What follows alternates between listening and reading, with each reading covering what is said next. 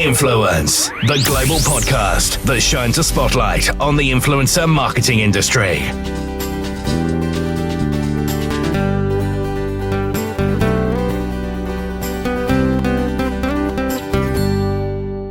Hello and welcome to the first episode of Influence. I'm Gordon Glenister, and in this episode we're going to be looking at the world of the micro-influencer. We'll also take a look at some upcoming events, and we'll be giving away a pair of tickets to a very, very exclusive event. But before we do that, you're probably wondering who I am. I am Global Head of Influencer Marketing at the Branded Content Marketing Association, which I know is a bit of a mouthful, but I've been involved in the promotional marketing industry for some 20 years or more. And I wanted to provide a voice for the influencer marketing community, and that's what we're doing at the Branded Content Marketing Association, or BCMA for short. Do you know, I've seen some amazing content created by YouTubers, bloggers and influencers, and therefore over the coming months I'm going to be bringing some of their stories to you. And we're also going to be hearing from industry experts, brands, platforms and agencies on their take on the influencer marketing industry. So what is the BCMA and what role does it have in the influencer sphere? I asked the global CEO of the BCMA, Andrew Canter. So the BCMA started back in 2003, and it was really there to bring together the production community and the brands, because there wasn't any sort of forum for those groups to meet. And brands wanted to know, what sort of content they should be, producing. And the producers wanted to talk to brands because they were finding it fairly difficult going through traditional agency routes. So we founded the BCMA on that basis, and it's really there to help brands navigate through those challenging areas. It's really focused primarily on best practice, and it helps members, look at particular areas they're interested in and helps them develop their business in a sense. So we're there to sort of grow the market for everyone, so everyone can do more business out of it. Branded content can be a 6-second video or a 90-minute Lego movie, and that's really the exciting world that we're in now. Is that there are, and I always say to people, yes, there are regulations, and we've done a lot of work in lobbying for sort of light touch regulation, and there's obviously been some issues recently with certain brands not doing what they should do, but I think it's right to push the boundaries, and we're there to help members do that. But you've got to do it for the right reasons. Why do you think it's important that the influencer community is effectively engaged with the BCMA and largely with the content space? So the reason for doing that is influencer marketing is a critical part of the industry, and actually it's pretty much what they produce is branded content, and it really was apparent that having done what we've done with branded content over the last 15 years and professionalizing the industry, it was really something that we felt was important that we did the same now for influencer marketing, because there are lots of challenges in that area. There's brands that really want to engage with this sector of the industry. And, the value of it, whatever you read, it's a $2 billion industry. And there's been some brands that have really suffered from that. And we're there to help them navigate through that area and actually do it in a way that is positive and focuses on best practice. So it's just really I think the right time to do this.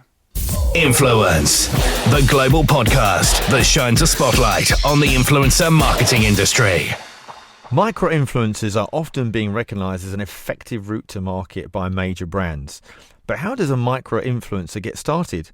I spoke to fashion blogger Sarah Mulindwa. I got into the fashion industry about 6-7 years ago almost now. And I started out just sort of blogging. This was when Twitter and Instagram sort of just got on the scene. Instagram was a great way of showcasing your style and, what your interests are. So I just started doing a bit of blogging. So what I would do is I would put my outfits together, style them on myself. I get a friend or, a photographer to take pictures of me. At that stage, I only started with friends because I was just starting out. Yeah. So I'd get either one of my siblings or one of my friends to just do my pictures for me. Then I'll post them on Instagram. and do all the right hashtags, so like look of the day, outfit of the night, and all the relevant hashtags that go with the image, essentially, that will drive traffic from other Instagram users to your page. So I started doing that, and I would post maybe once or twice a day, so I'd be consistent, and I did that for about a year or so. Mm-hmm. So within that first year, I started to kind of grow organically. So because I was being consistent with my posts, I then started to grow a very small community of, young girls who were similar to me, or guys even, who had similar interests to me. So in this instance, fashion and beauty and that kind of thing. And just started engaging, and then I'll follow them back, and you get, style inspiration. And then off the back of that, I started doing that for other people. So I started off styling myself, and then I thought, you know what, I really want to be a stylist. I enjoy putting looks together. I've always doing it with my friends and my sisters and dressing everybody, or they'll steal my clothes. So I started collaborating with different photographers who are also up and coming, and building my portfolio as a fashion stylist. Once that had sort of grew organically again on its own, it kind of skyrocketed from there, because you start off something small and, it's like a domino effect. One person follows you and they happen to be a makeup artist, or they happen to have like a magazine, and they say, oh, would you like to do a shoot with me or collaborate? And it started off with one person would do a collab, and then other people would see that you're collaborating with these different brands. It gives you credibility and, people interested in what you do. So you mentioned hashtags. How do you determine what are the most popular hashtags to follow and to create? When it comes to hashtags, I would say there's two different ways to do it. Let's say I'll take a picture of myself and I put it on Instagram and I'm wearing a dress. So I can hashtag fashion, dress, girl, and then you can also use other hashtags that may not be anything to do with the photo. It's best to stay within the subject of the image, sure. But also hashtags. For instance, love is one of the biggest hashtags. Yes, that's so true. yeah, love, me. That's a hashtag. So those are key hashtags to use that are going to gain a lot of traffic. That are quite generic, so that you're not targeting just one specific audience. You're sort of keeping your audience wide. So use specific hashtags that are relevant to your image, but also hashtags like picture of the day or photo. There's a lot of photographers. So if you put photo or photography or anything that's going to, if you're looking for more photographers, hashtag photography. If you're looking for more that's a good idea, isn't makeup it? Yeah. artists, hashtag makeup artists, because those are the hashtags that those people will be looking for. Of course. Yeah. So tell us a little bit about some of the events. I know I follow you and seeing you're always out and about at some really cool places, including Fashion Week. So tell us a bit about that. Yeah, so going to press events is a very big part of my career, because it's a good way of keeping yourself on people's radar, keeping yourself out there, your name out there, your brand out there. And it's not only good for your followers, because they like to see not just what you're wearing or, what brands you're working with, but they almost want to see your day-to-day life. So they want to know not just what you're wearing, but where do you hang out? Where do you go for a coffee? Where do you go for lunch? What you're doing in the evening. So it's a good way of just maintaining that relationship with your followers who are genuinely interested in what you're getting up to. And it's also a good way of gaining contacts. So when you go to events, a lot of these press events, there's other people within the industry, and within fashion and media, it's all about who you know, what you know. So it's a good way of maintaining your network of people and continuing to grow that. So I remember when I spoke to you before, you said it's important that some of the events, that there's good publicity and photographers at the event, and know that that's going to be the case. Is it true that some influencers got special relationships with photographers who follow them and work with them on a consistent basis? Yeah, I mean, for me personally, when I started off in the industry, I never sort of got into it with the aim of being in the media eye. I wasn't seeking fame or fortune. I just love fashion, and I loved styling and stuff.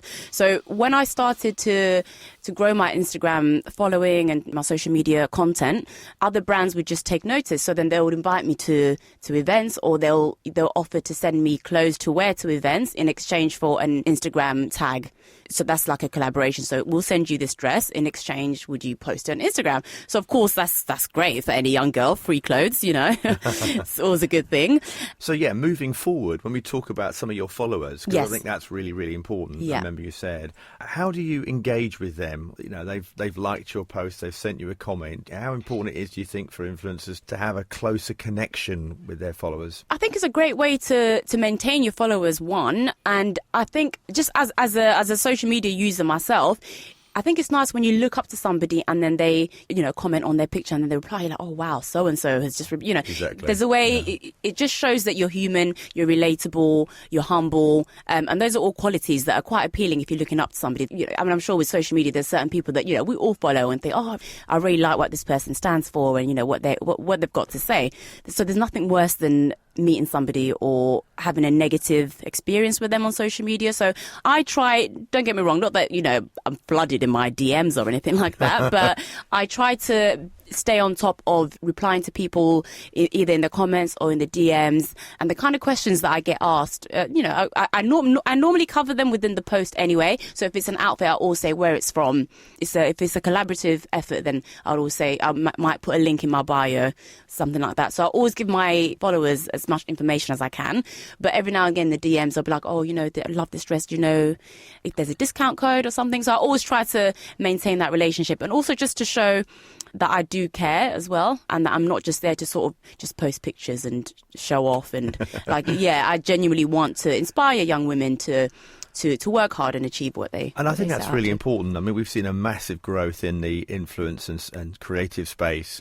And there's, I think there was a survey a little while ago where something like 80% of 18 to 25-year-olds want to become influencers, but perhaps because they've seen the success of others. But it's not always easy to become one. So tell us about some of your journey of experiences, maybe some of the challenges that you've had along the way. I completely agree. I think there's now a culture we've got this celebrity culture where it's kind of like everybody, it seems like everybody just wants to be famous, just for absolutely, It doesn't really matter what for, just everybody wants to be famous. So you are finding that the market is very saturated. What social media has done, which I have benefited from this a lot, is giving people the opportunity who may not have ever had the chance to work in certain industries. It's given everybody a chance, and it's sort of created an level playing field. Yes. Whereas, before you'd heavily depend on getting an internship at a magazine or knowing somebody who works, because it's with fashion and, entertainment, a lot of the time, you could be the best stylist, but if you don't know the right people, your career is not going to, exactly. It's not going to take off. So what it's done is created this level playing field.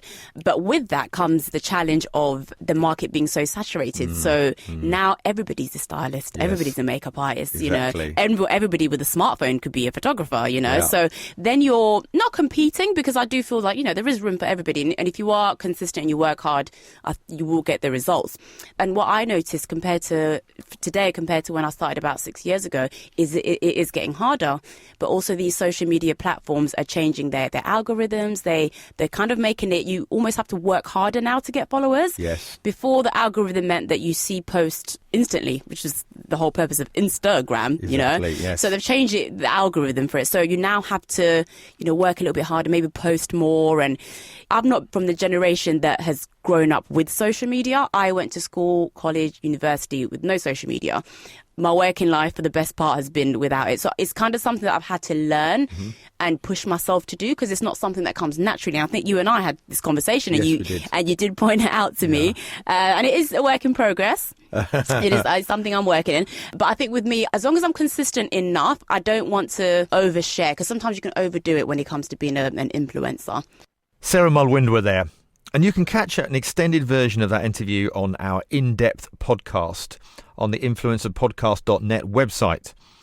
And a lot of the points Sarah raised here have been echoed by our other micro-influencers that I've met. One in particular I caught up with was Fernanda Zorzal at the recent B2B Marketing Expo in London. So I've been doing blog and fashion lifestyle blog for 5 to 6 years. Since I started studying, I was like, that's what I want. And then I started doing my fashion blog. And then from that, I started giving style tips and lifestyle tips. And I just started loving it. So that's what I'm doing at the moment, also as a digital influencer on Instagram. So I do both the blog and the Instagram side of things. And recently I started doing personal shopping. So mostly Instagram at the moment, and also my website, which is my fashion lifestyle website. I do have YouTube channel, but I just find it really difficult trying to get all of those 3 platforms together. So I tend to focus more on Instagram at the moment, but I do think that I'm going to go back to YouTube and focus on YouTube, because I think Instagram now just became a little bit downhill, like the way you deal with like how you're getting more audience is getting so much more harder now.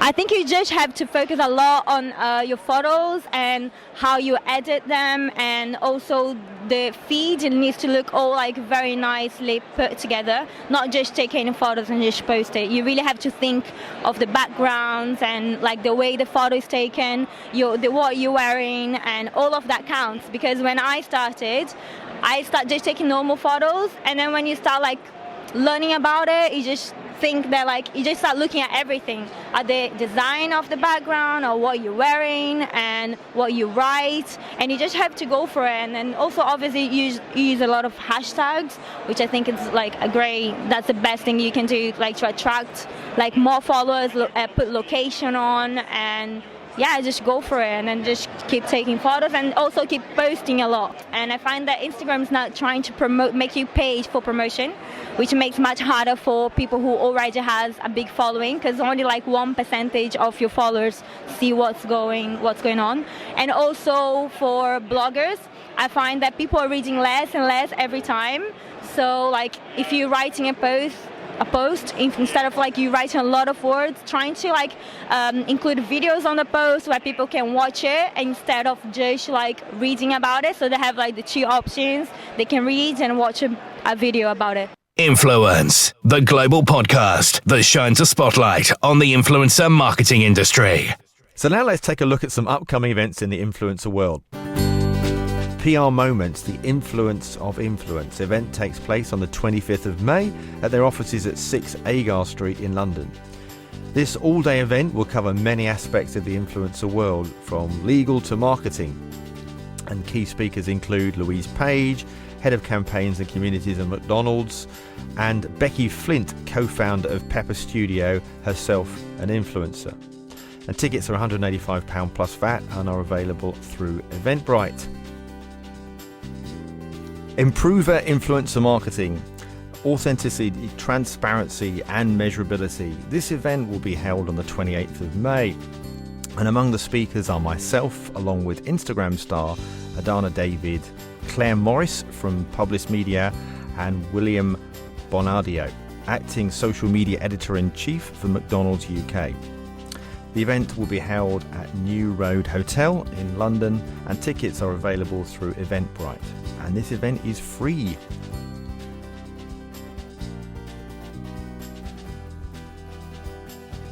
And of course, the Digital Marketing World Forum takes place on the 23rd and 24th of May at the Business Design Centre in Islington. And I'll be there with our panel discussion on maximising your influencer marketing strategy for growth and ROI. Amongst the panellists are Lisa Target from influencer platform Tribe, Katie Clark from Facebook, Amy Caitlin Shearer from Mumsnet, and Andy Fiddler from the Hook Group.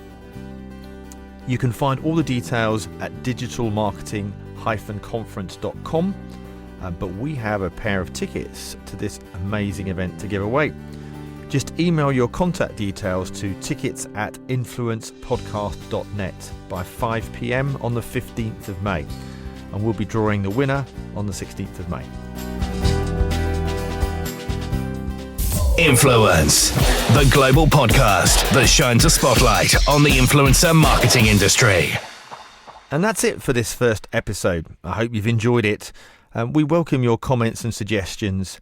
Just email feedback@influencepodcast.net. Next time we'll be speaking to Charlie from Seek and getting his take on the industry. But until then, from me, Gordon Glenister, it's goodbye and thanks for listening. Influence, the global podcast that shines a spotlight on the influencer marketing industry.